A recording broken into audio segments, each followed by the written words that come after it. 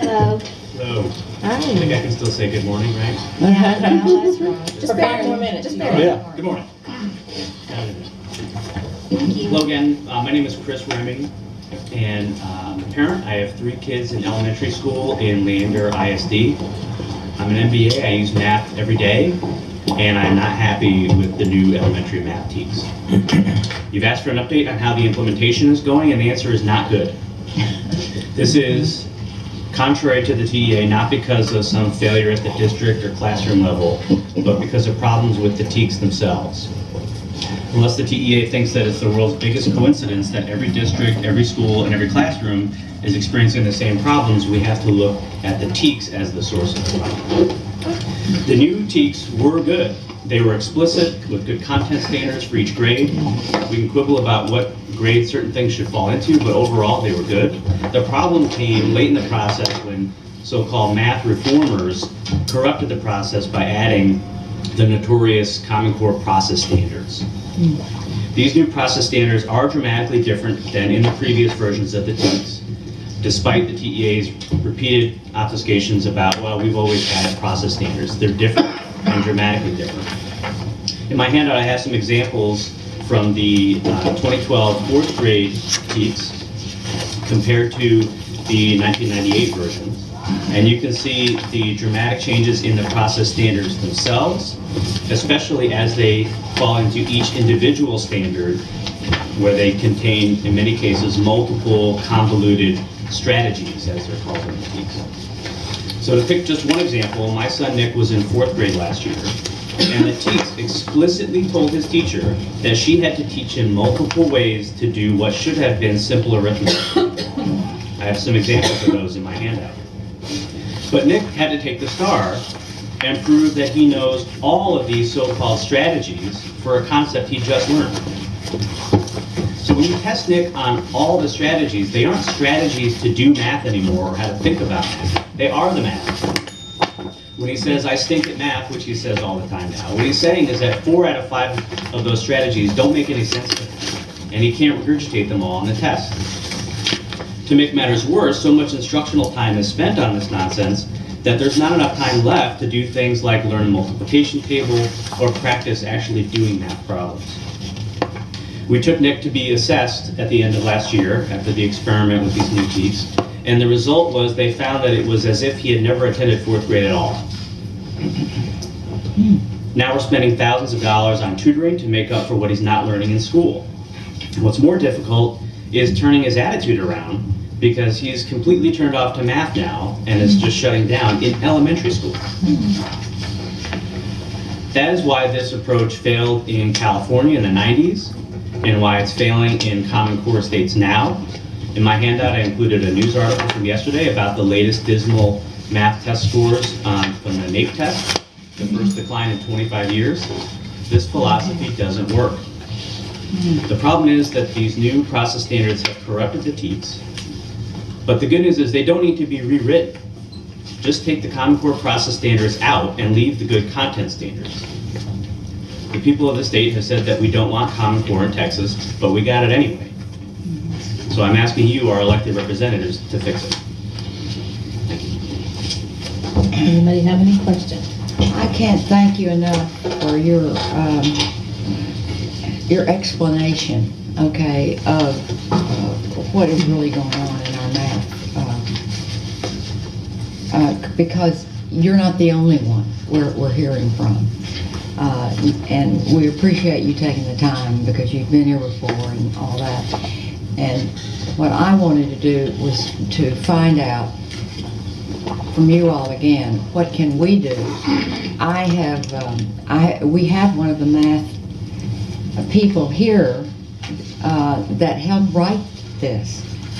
And so why don't you come forward and... He's due to testify just a minute. Okay, you're going to testify. He'll testify. Yeah, And his story is different. You know, he thinks it's not Common Core, it's perfectly fine and all this. She said, so we get these messages, and then we're told that our legislators wrote a bill that's 462 that said the schools may not use Common Core. So my district tells me that they're using Common Core. Mhm. It's written on the bottom of the instructional material. And I kept saying, no, I can't believe it.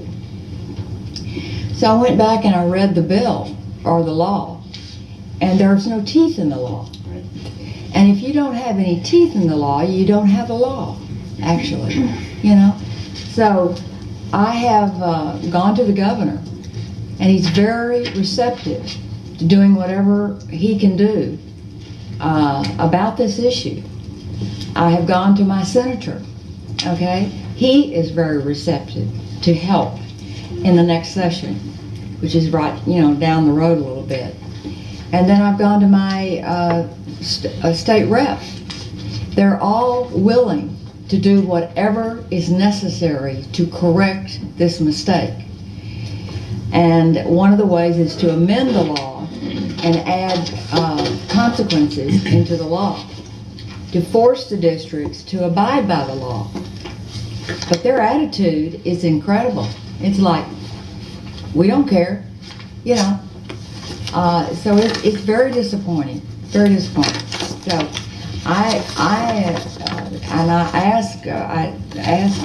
Sue, and I've asked our chairman to put this on our agenda today, because I'll never forget the mothers that came and were crying up here testifying. Had never seen any of our testifiers, especially our moms, to cry on testifying about this issue. And it breaks my heart, because that's not what we're about. Okay? You know that, we know that. And so anyway, I thank you very much. We're going to try to figure this out. Yeah. Mr. Minor? Well, thank you for making the drive and braving Austin traffic and that sort of thing. That's not an easy drive from anywhere, particularly from the north. I make that drive every day, and so thank you for that. What do you, when you look at the process standards, and I don't know, and I've said this for a while, that some of those process standards, I think that come really close to dictating methodology, which there is clearly a prohibition in the statute. I think it kind of pushes the envelope just a bit. In those process standards, where do you see the biggest problem, or an interpretation of those, and how those are being implemented? Sure. The problem is that when you have, they say a camel is a horse designed by committee, right? So when you have good content standards where you're explicitly saying these are all the things we expect kids to learn in this grade, Right. but then you add these process standards and then all this business about multiple strategies, you're sort of polluting the clarity of explicit standards. So when there's this whole philosophy called reform math, which says that we're trying to create higher level thinking and encourage critical thinking skills without kids actually learning how to do math. Right? They'll say things like, well, there is no such thing as a standard algorithm. There's just infinite ways to think about math. And that's been baked into the TEKS, where this idea that there are infinite number of ways to add two fractions together. Well, that's fine if you're an adult who already knows how to add fractions, but if you're a kid just learning it, you teach them the simple standard way, and then maybe we can do more advanced shortcuts later on. The TEKS explicitly call for that. It says the standard algorithm, but yes, you also must learn other strategies. So the teachers are saying, and the curriculum developers are all saying, our hands are tied, we're expecting to see it on the test, we have to teach the kids these multiple strategies. We don't teach any other subject like that. We don't teach football like that. You start by teaching the kids simple, concrete things that they can understand, and then build on that later. The TEKS have taken what was sort of a general preamble of what process standards were, how to engage with the content standards, and now put it in every single individual standard, and added these unnecessarily complex ways of doing simple arithmetic. Just as a follow-up, so really what you're saying is that in some instances is that maybe that that some of these standards are a bit out of place because they're not really developmentally appropriate That may be, yes. for where that student is at that point. Yep. That's certainly the case, but I think that's a separate issue. You know, we can discuss where they belong, developmental-wise, grade-wise. But when you decided on the fact that a fourth grader should learn how to add fractions, and you take the emphasis away from them learning math facts and simple standard ways of doing things like adding fractions, and you make it complicated by now they have to learn 5 different ways. Not because that's a way to help kids understand, but because the standard requires it. As you said, it's sort of bleeding into methodology.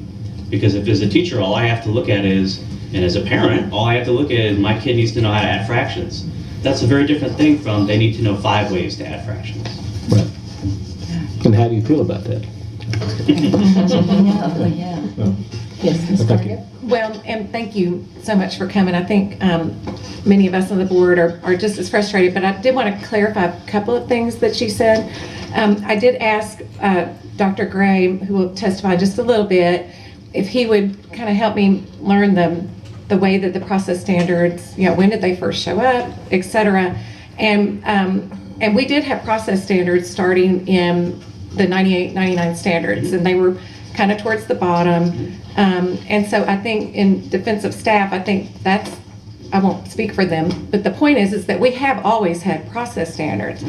And to clarify another point is that they were not added in at the last minute, because I thought I was there for the math. You know, we really rely on what the review panels and the expert tell us. And when were these moved? I mean, was it done at midnight the night before or whatever? And so I went back to the commissioner's draft, and you can see that it's on the TEO website. Our commissioner graciously said, you know, if you want me to help with the math process, and or would you like me to help? And I'll pull together some experts from across the country and then some Texas experts. There were actually 2 different panels that he pulled together. The first one was the big national group. And so I went and looked at the draft that these 2 national and Texas experts had put together. And that's where the process standards were put at the top. And they were in a list of 5. I mean, I'll show it to you if we can pull it up before you leave, if you want to see it. And so they're 1, 2, 3, 4, 5 at the top. And so then I went to the expert reviews. You know, we had some experts another layer of experts who helped review it, and I couldn't find in any of their reviews concerns about the process standards. And I'm like, why did nobody, the first time that I remember hearing that there was concern was a year ago, I guess a little over a year ago, when parents like you started coming to us. And I'm like, what in the world, you know? I mean, it did make sense that moving them to the top would matter, but it does matter. And I think, to me, what I've, you know, and I could be wrong, but this is what I'm thinking, is that the research that, you know, that the experts use to develop the standards, and maybe this is why they moved the process standards, I don't know, the National Math Panel benchmarks that was used, that's where this new conceptual understanding, which is what this math that I don't really understand, it's called the conceptual understanding. And maybe Dr. Gray could correct some of the things I'm saying that are a little bit wrong. But so to me, it's kind of the latest and greatest and best way now to teach math, and we see it in Common Core. You know, Common Core is based on the same research, and it's teaching this conceptual thing too. And it's frustrating for me as a board member, because when we voted on the math teaks, we weren't voting on a process of how they would be taught, the method that they would be taught, but here we are now, and that's what's happening. And I'm just afraid, kind of like with whole language, it used to be the newest and greatest, and there have been other fads, or not fads, but other strategies in education that have been the newest and latest and greatest. But you know, how long do we have to wait to see if it's working? How many more kids do we have to upset and their parents? And you know, so we're kind of between a rock and a hard place too, and trying to figure out how to handle this, because we have all these experts in the review panel saying this is the newest research, this conceptual understanding will help them to develop skills later on, they can visualize and all that. But me as a mom, I wouldn't be able to help my child either. I have to go to Khan Academy myself and try to figure it out. So I guess I understand, but I did want to clarify just a couple of things. So Yeah. Well, about when they first showed up and all that stuff. Right, so what I was referring to specifically was that later on in the process, one of the national review team members wrote a letter about that there was too much emphasis on standard algorithm, and that's where the process standards really made their way down into the individual content standards, and why we see things like multiple strategies should be taught for this simple concept. So that was sort of what opened the What floodgates. letter was it? Someone wrote a letter to the board, or what?